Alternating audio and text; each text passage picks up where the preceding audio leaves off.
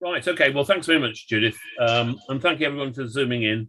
As Judith explained, I'm going to have a look at the population history of Chipping Campden in the 19th century, and for this, I've used four main primary sources. There's the three registers: baptisms, burials, marriages, plus the population censuses. Now they're all available. All the information is available on the web, and I have to say that in this respect we are very, very fortunate.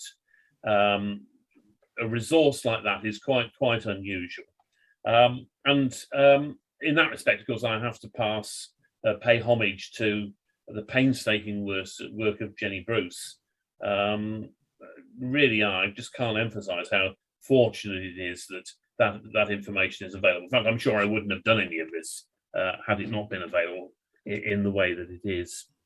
But I mean, she's transcribed it. It's all there in Excel, and it's so easy to do simple calculations.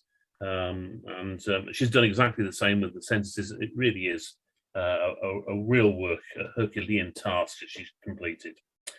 Right. Well, I've used the registers and the population censuses so far to do four things. Firstly, I've had a look at the timing of the marriages in Chipping Campden. Secondly, I've had a look at mortality crises, and in particular the crisis of 1741.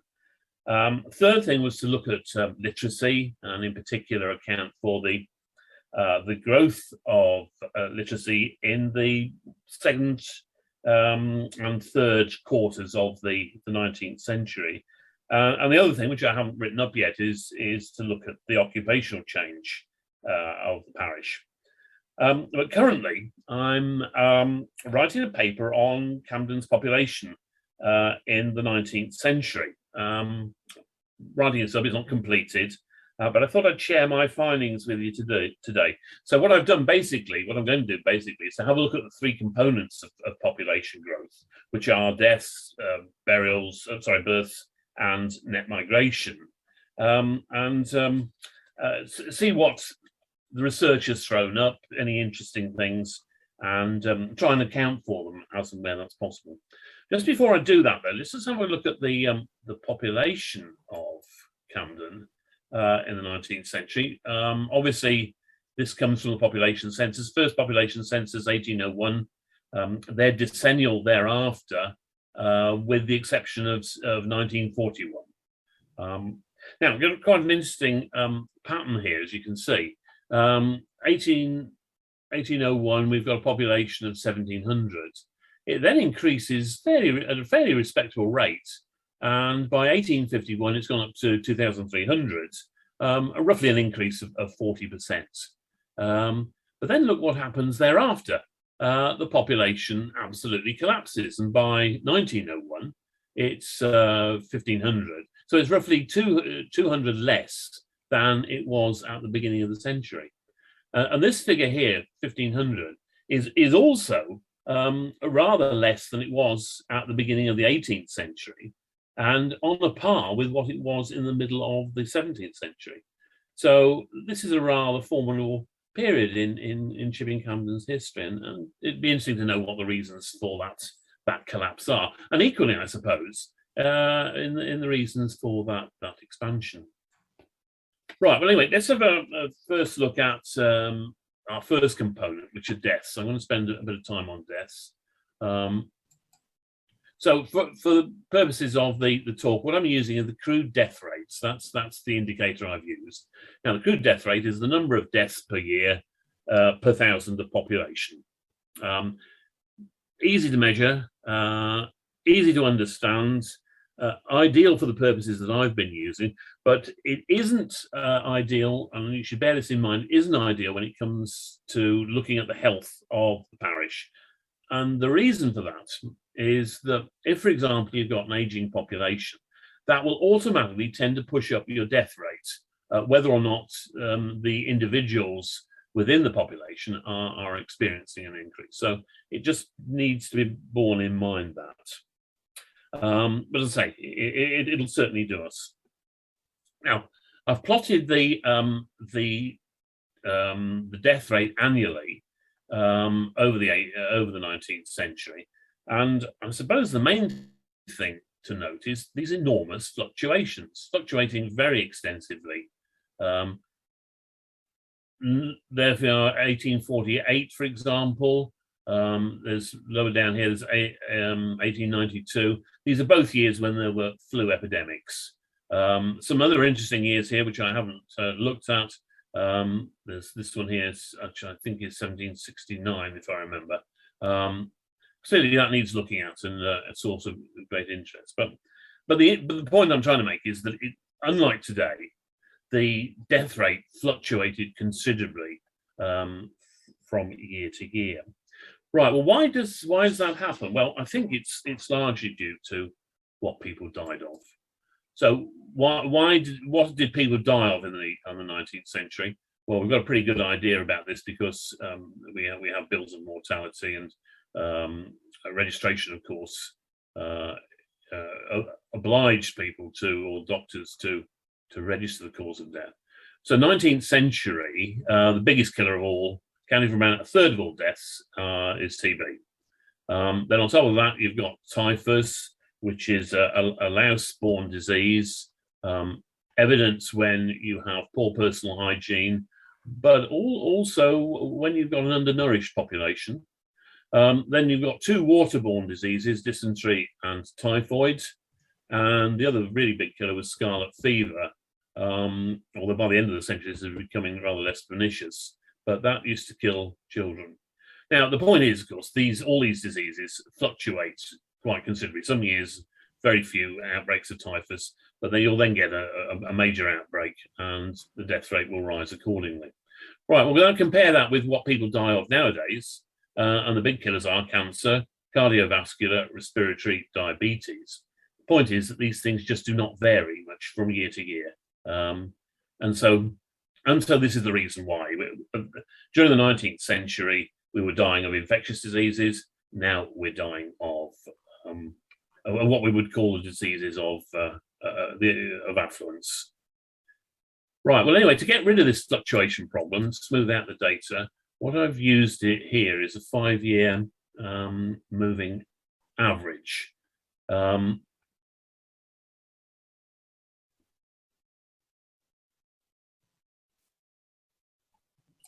Right. So 5-year moving average, and a rather interesting pattern occurs here, which actually is not going to explain why the population rose and fell, exactly the opposite. But what you notice is that basically the death rate is going up until around about the 1850s. It's certainly very high anyway for much of that period. 17, 18 is about the norm. You'll see it's well above this for much of the period, but certainly increasing through to the 50s. We've got a high death rate there. I do not know the cause of this yet. It's very interesting. I suspect it's something to do with agricultural distress, because the 20s, 30s, 40s, all associated with agricultural problems, the swing riots, Tolpuddle martyrs. The 40s were known as the Hungry 40s. So I suspect agricultural distress comes into the story somewhere, but at this stage I'm not quite sure. But then the interesting thing is that from the middle of the century, the death rate falls. Again, of course, it won't account for why the population fell, but it's an interesting phenomenon even so. But it really is quite dramatic. So from 18, what we're down to around about just above 14 by the end of the century. So something really quite significant has happened there.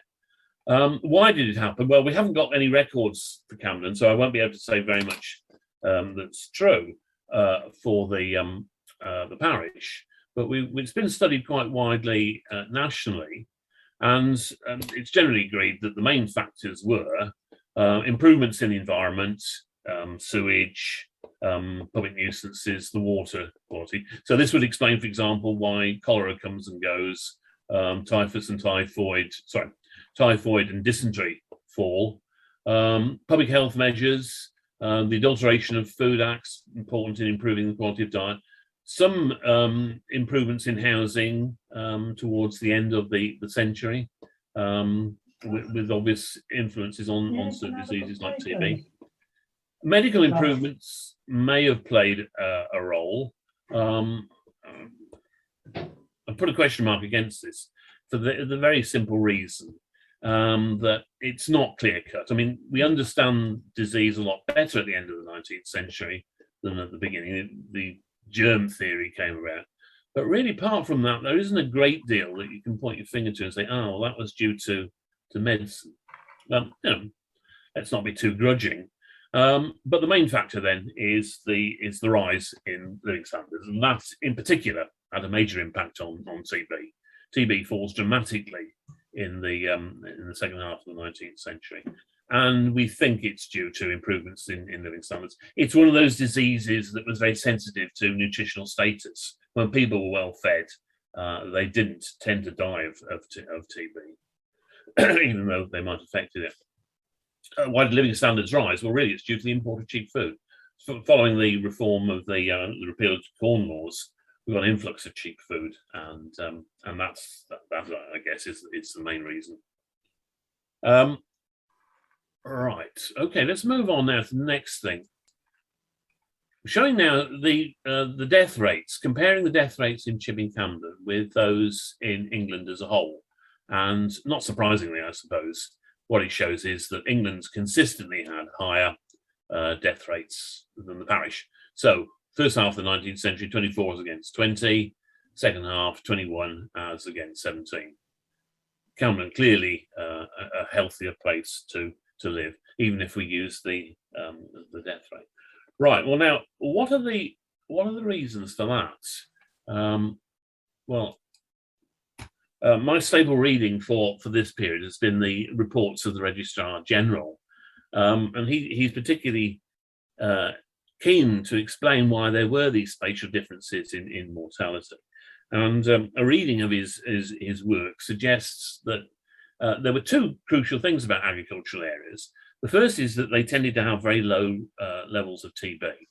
And that in turn, I think, is due to the fact that working conditions were healthier. The other thing is that people in those sort of areas enjoy a higher nutritional status. And we know this from medical army records, which show that people who came from country areas were significantly taller than those that came from urban areas.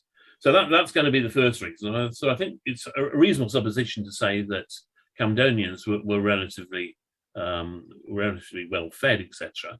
The other thing was the agricultural areas had a healthier environment.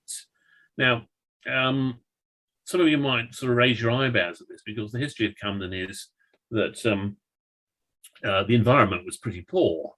But the problem with that is that it's all very relative.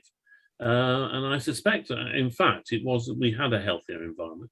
And you think, for example, of the photos in the new history of Camden, and then compare it with some of the photos of the rookeries in Manchester and London.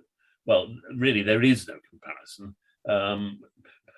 It seems as if even the worst parts of Camden were not that bad. So I suspect that the reason why it's come down why it's been that much lower is that we're better fed and we have a healthier environment. Now, one last thing on mortality, and that is we have some information on infant mortality. So here I've got the infant mortality rate. Infant mortality is the number of deaths of children under the age of 1 per 1,000 births. Now, I can get the number of infants deaths, obviously, from the burials register, and I've got the number of births from the baptisms registers. So it seems to be fairly accurate. Now, two things I want to draw your attention to, although one rather more so than the other. The first is that the pattern is, in fact, for infant mortality, is following that of the overall death rate.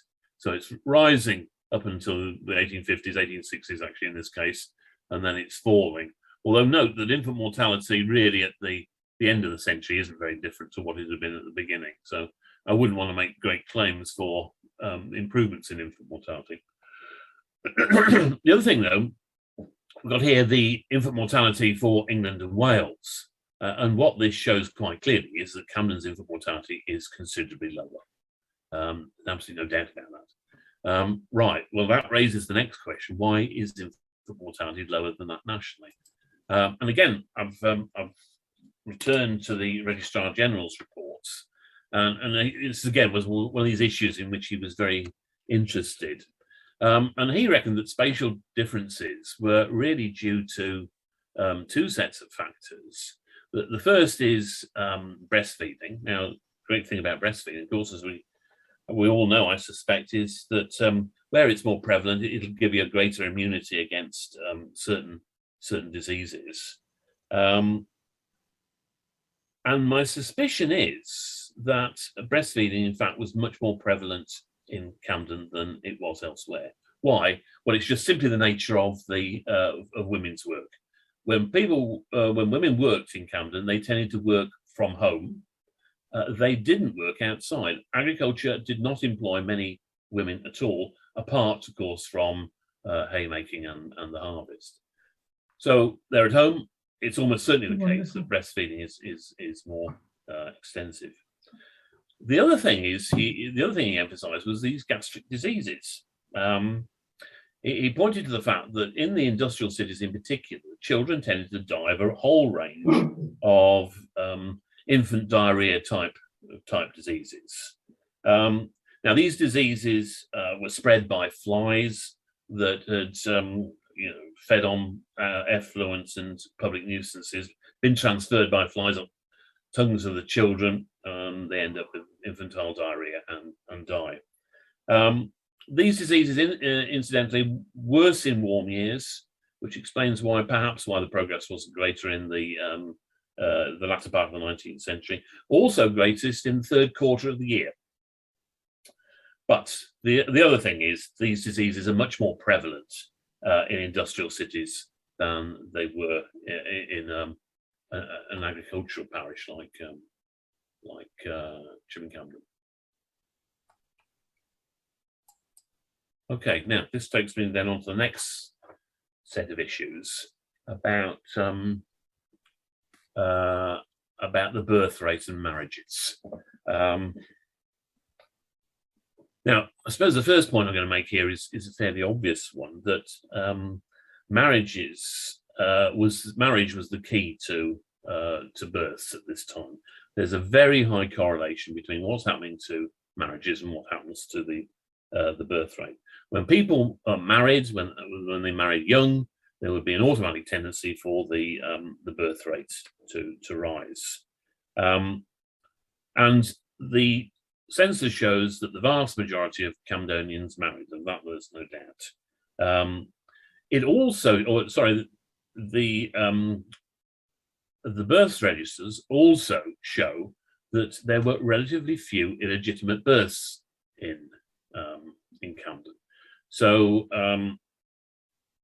what it shows is that 1800, 6% of all births were out of wedlock, as it were. The figure actually hasn't changed that much by the 1890s. There's no real trend happening here. Still 5%.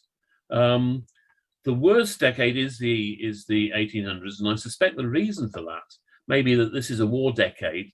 Men are on the move, and it's possible then that they would abandon pregnant girlfriends. Maybe they weren't even aware of it, I don't know. But I suspect war is the major factor. Apart from that, there's no real trend.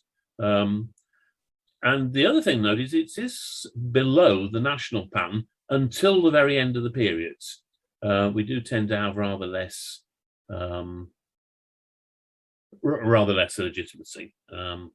Well, that points to chastity or what, I don't know. I rather doubt it, actually, but who knows?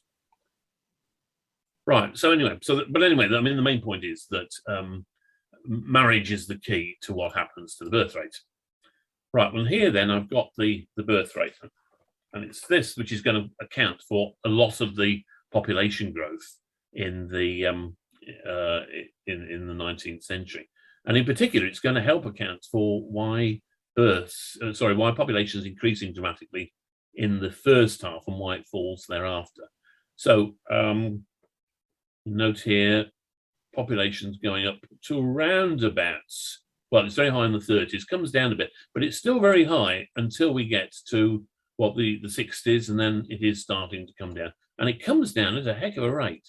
So this is clearly one of the reasons, it's not actually the only reason, but it's one of the reasons why the population fell. Right, so this obviously raises two questions. Why is the birth rate so high in the first half of the century? Why does it fall in the second? And the simple explanation is, and this is too simple, of course, it's all due to the marriages. As I say, close correlation between marriages and births, and you see that the marriage rate increasing very high actually in the 20s and early 30s, stays pretty high until around about the 50s, and then wow, it really does go. Some evidence of an increase towards the end, but the point is, births and marriages going up dramatically in the first half, coming down in the second. So that raises two questions. Why is the birth rate so high and increasing during the first half? Why is it falling in the second? Right, let's take the first of those questions first. Why births and marriages high in the first half of the century? Well, this is a time when the main determinant of whether people married was whether they could afford to. People married when they could afford to set up a separate home. This is an era of nuclear marriages. Now, it just so happens, and we shouldn't exaggerate this, that the economy, the local economy, was doing, I think, moderately well in the first half of the 19th century. Probably the main reason for that is that there was a buoyant demand for domestic grain. Population nationally is increasing. The vast majority of these people were fed through domestic farmers. I shouldn't exaggerate this too much, however. The farm prices, grain prices were not particularly high, but there's still a big demand. So farmers are continuously expanding grain production. There's plenty of jobs there, a big incentive to marry. Top of that, we've got high wool prices. This is a good period for the local woolen industry. We produce long staple wool, which of course went to the wool mills of Yorkshire, and this was a profitable time for them. Some of that's rather less important now. We've got expanding cottage industries, so millinery, glove making, dressmaking. These, I think, were all expanding at this time as cottage industries. That's the important point. And then on top of that, there's silk production. So the economy is doing well. That's why people wanted to marry, why marriage is very much in vogue. But there's one other factor which I've identified here, and that's enclosure. This is rather different. This enclosed, obviously, 1800s. And this is significant, I think, because prior to enclosure, most farm workers were the sons of small farmers. Now, this discouraged marriage because sons would only marry when they tended to take over the farm from their father. Right, well, of course, that changes with enclosure because the small farmers disappear and they're replaced by much larger farmers. And the farm workers are basically wage earners. And for that very reason, there was less reason to delay marriage. So I suspect this is percolating through for much of the first half of the 19th century. But the point is, marriage, birth rates are high, A, because the economy is doing well, but B, as an effect of enclosure at the beginning of the century. Right, what about the second half of the century? Right, well, part of the reason now is that there is a a decline in the age of marriage. Marriage is going out of vogue. And crucially here, we've got the figure for the brides.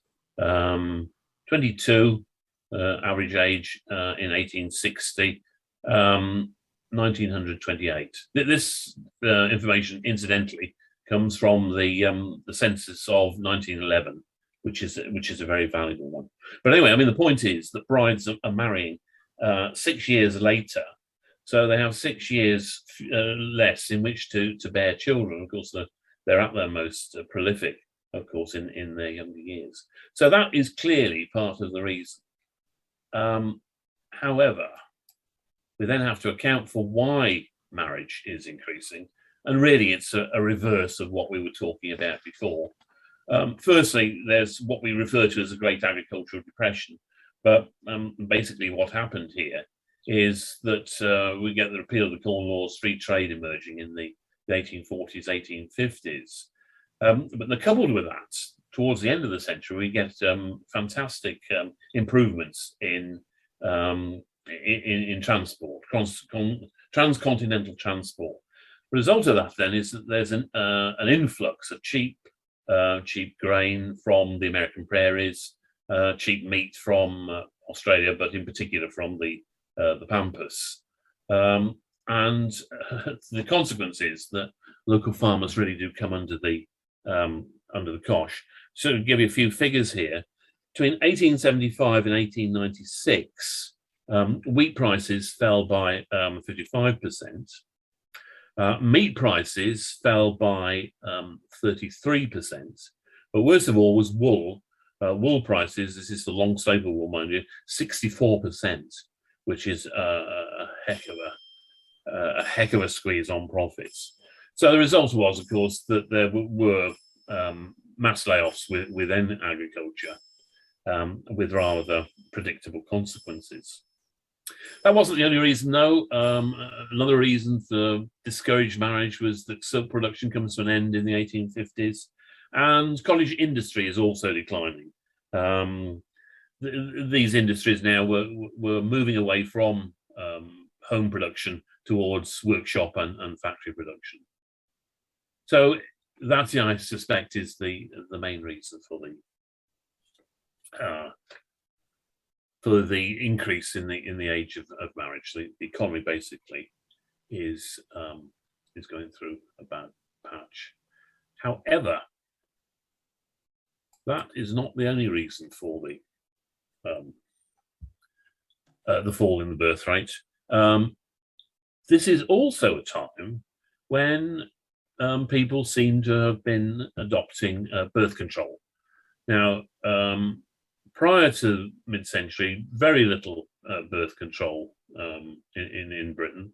The aristocracy, I think, are exceptions, but there's very little birth control. But that then starts to change in France initially in the late 18th century. And it starts to emerge in Britain in the second half of the 19th century. It's thought to have started really amongst professional classes, then percolated down to the lower ones. And anyway, we can see the effect of this, I think, in this table here.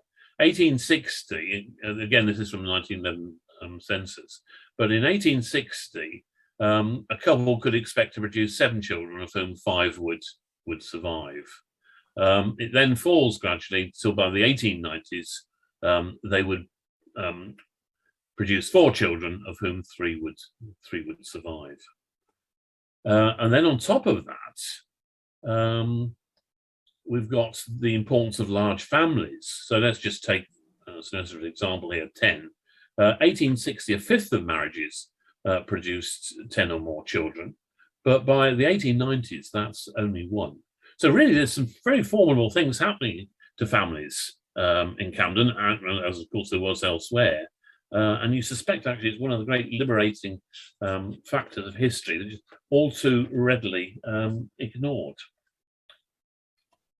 So the upshot is the fall in the birth rate, the decline in the birth rate, due to adverse economic conditions, which discourage marriage, but also the emergence of birth control.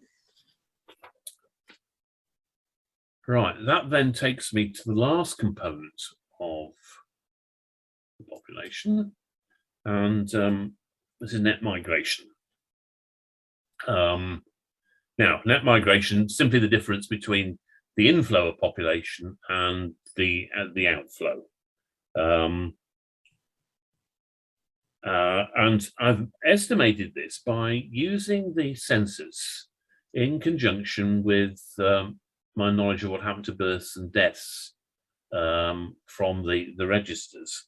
And basically, I've measured net migration as the change in population, which cannot be explained by movements in births and deaths. So it's a residual thing. It's not, you're not actually measuring the number of people that migrated. I don't doubt for one moment it's fairly accurate, but of course it has to be borne in mind we're not actually measuring individuals. We're measuring it as a residual.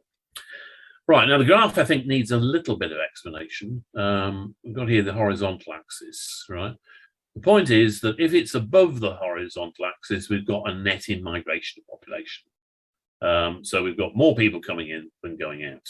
If it's below the horizontal, then we've got net out migration. More people are leaving than are coming in.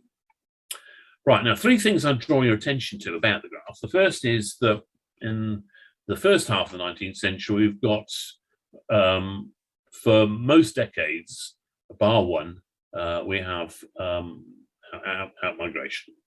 Not surprisingly, really, this is people leaving to look for jobs in the cities, which usually commanded higher wages.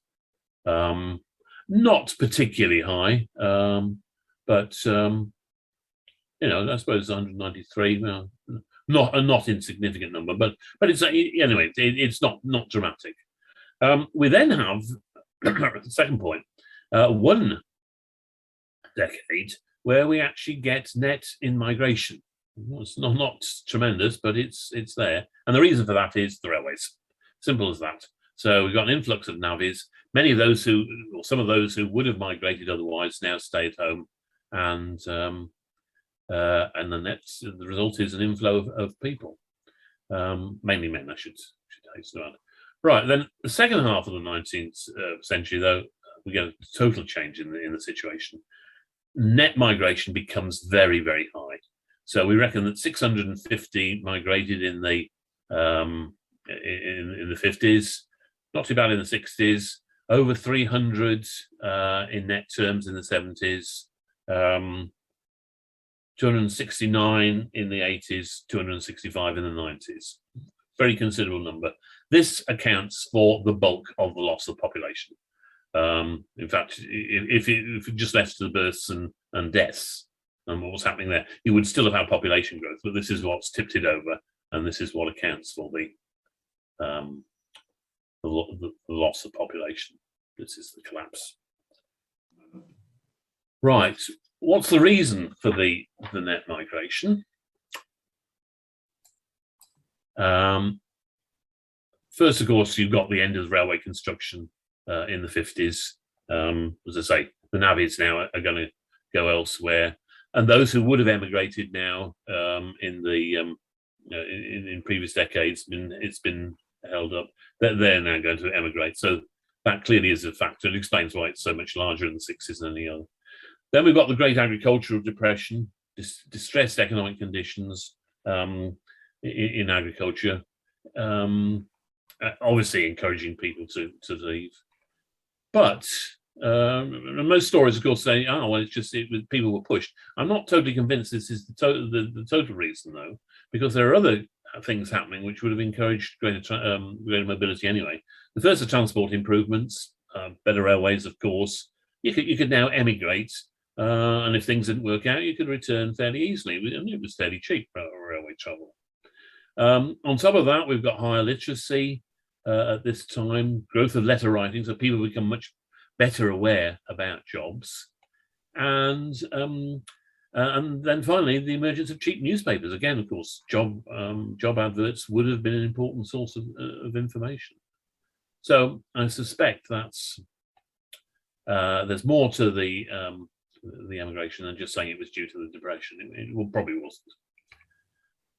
Right, now just two last questions to pose related to the outmigration. The first one is, did outmigration distort the gender ratio? Now, it's worth raising this because people tend to assume that most outmigration from agricultural areas tended to be men, but I'm not sure that that's true. I mean, very often it would have been girls because there was very little work for the girls. Certainly, they couldn't work in agriculture. I suspect they would have been encouraged to find service work outside of the parish. So it isn't clear cut, at least as regards what we expect. And actually, this is borne out by the figures. In 1841, according to the census, the 49% of the population were men, and in 1911, it is exactly the same. It hasn't changed at all. The proportion of men, surprise, surprise, in 1851, because we've got the railway construction. So that's why it increases. Females, therefore, have a higher proportion of the population. The reason for that is they have higher life expectancy, and that is true even in 1841, as much as it was in 1911. It's their life expectancy that accounts for their dominance in the population, although it's small though it be. So that's the first question. I think Julie answered. We're roughly 50-50, and migrations have no effect on that. And then the last question is, did outmigration cause aging? Well, I'm a bit surprised if it didn't, because most people who emigrate tend to be relatively young. They tend to be juveniles at this time, failing that, young adults. But those are the people who preponderantly emigrate. And yeah, this is clearly what has happened here. So the average age of the population in 1841 was 26 years. By 1901, it's gone up to 31. That's quite a considerable increase. An average of 5 might not seem a lot, but when you think about it, working out averages, it is. And then proportion of the population over 45, only 18, so only around about a fifth. It's up to almost 30% by 1901. So in a way, late 19th century, you're beginning to see the emergence of modern Camden, a population really dominated by the elderly. Okay, thank you.